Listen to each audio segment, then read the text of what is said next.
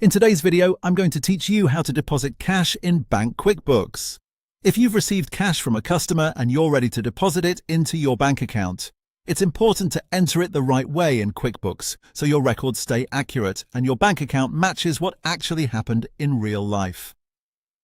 The key idea here is that QuickBooks often treats receiving the payment and making the bank deposit as two separate actions. That's why this process is done in two parts. First, you need to record the cash in undeposited funds. Before you can make the actual deposit, QuickBooks needs to know which cash payments you're grouping together to take to the bank.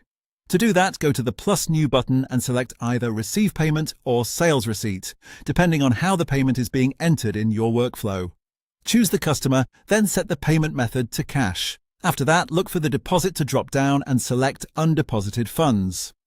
This step is very important because it tells QuickBooks not to place the money directly into your bank account yet.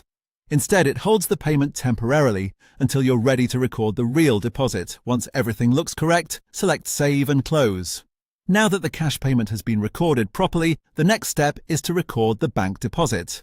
This should be done once you've actually deposited the cash at your physical bank or through an ATM.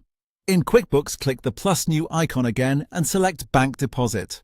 In the Account drop-down, choose the bank account where the cash was deposited. You'll then see a list of payments sitting in undeposited funds. Check the boxes for the cash payments that were included in this specific deposit. Take a moment here to verify the total at the bottom of the screen. It should match the amount on your real bank deposit slip. This is a good habit because it helps prevent errors and makes bank reconciliation much easier later on. If the amount doesn't match, double-check that you selected the correct payments and that nothing was left out or added by mistake. Once the totals match, select Save and Close. At that point, the cash is fully recorded in QuickBooks as deposited into your bank account. That's the full process. First, record the cash into undeposited funds, then record the actual bank deposit.